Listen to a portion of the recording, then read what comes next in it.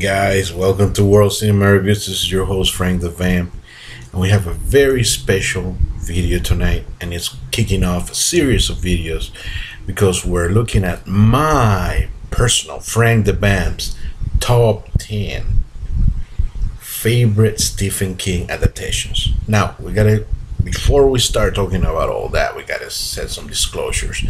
First of all, it could be a TV movie, it could be a regular full motion picture, miniseries, even internet thing, whatever. It's just what I like. Now, saying that also, it includes. It's gonna piss off a lot of people if you just go by ratings. If you just go, hey, you know what, this is like the best Stephen King adaptation by all the critics and all that stuff. That's not what I'm going for. What I'm going is the ones that I enjoy the most.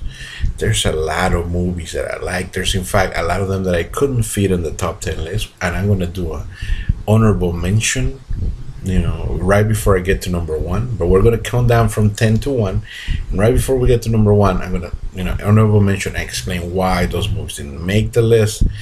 Also, we're sticking to horror only, so the Shawshank Redemption and the Green Mile are disqualified, and another dramas made by Stephen King.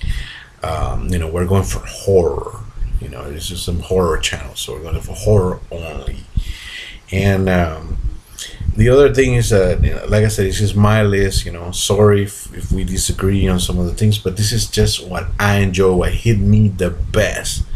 Okay, what I like, what I enjoy, what it scared me, what it spooked me, what attracted me. Whatever. Sorry if I disagree with you on some of the points, but it's just, it's just good old me, in my humble opinion. So, having said all that, let's get started. With the number 10 pick, we're going to talk about a story about a boy and his car. We're talking about Christine. And Christine, it's, what is Christine? Christine is just this wonderful, awesome movie made back in 1983, directed by the awesome John Carpenter. Starring the unknown then Keith Gordon as Arnold Cunningham, and John Stockwell, and the beautiful Alexandra Paul. A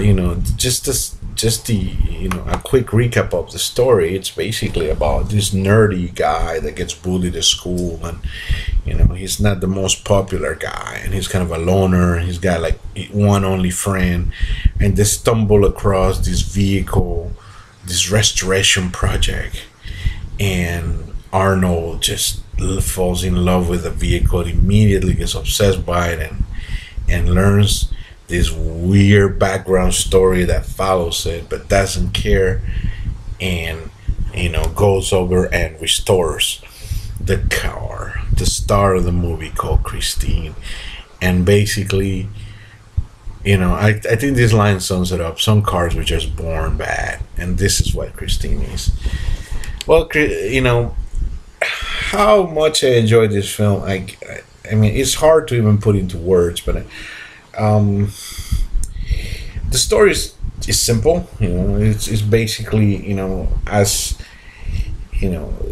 Arnold gets some confidence and gets a girlfriend, and then he starts to notice that the car Christine has an actual personality, and she's kind of a bitch, and a homicidal bitch at best, and she is, that's one of the best things out of the movie that I like, is the personality of the vehicle. It's sort of they don't really explain to you how it happened, whether this vehicle is possessed by a ghost, a devil, or I don't know what is possessing the vehicle, but it's supernatural vehicle that has regenerating power, and also hell bent on killing people, especially people who mess with the owner, and she's kind of a possessive one. And one of the things that I really like is like, it makes me think of Steven Spielberg's Shark. Like, you learn to hate the shark, you learn to fear the shark, and you do the same thing about the vehicle here. It's like you really, I mean, we're talking about an inanimate object that has total personality, and that just goes to credit, the awesome work of John Carpenter. One of the coolest thing about the movie too is, the then unknown actors do a hell of a job here. I totally buy this really weirdo Arnie. He does awesome. Arnold is, spot on. One of those dudes that he's so weird. He's such a loner that he may just become the next homicidal maniac. And he totally plays it. He totally gets obsessed over Christine, and starts, ignoring his girl and his friend and everything because he loves his car so much in a sick way. And there's this scene, the show me scene. It's like the closest things that you have between sex between a man and a car. I mean, I can't explain it any other way, but it just gives you this weird vibe, like this show me, and then it is just, you just have to see it to believe it.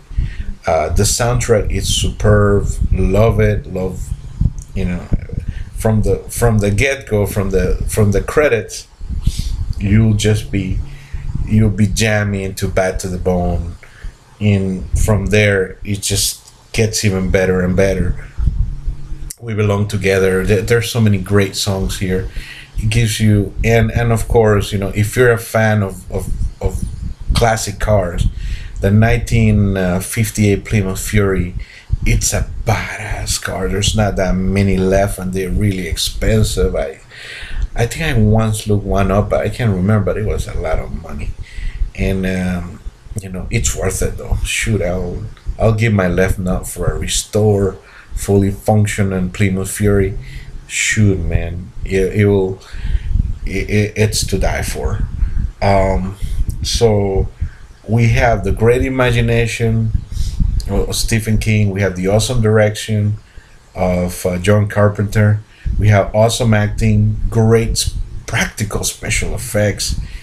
Dude, the chasing and the scene, the ending is superb, but also the one at the gas station, man, it's just full of great stunts, full of great awesome. It's just, I mean, if you're a car guy, if you're a horror guy, if you're into cool movies, you cannot have a bad time watching Christine. What else can I say? I love Christine today. I always will.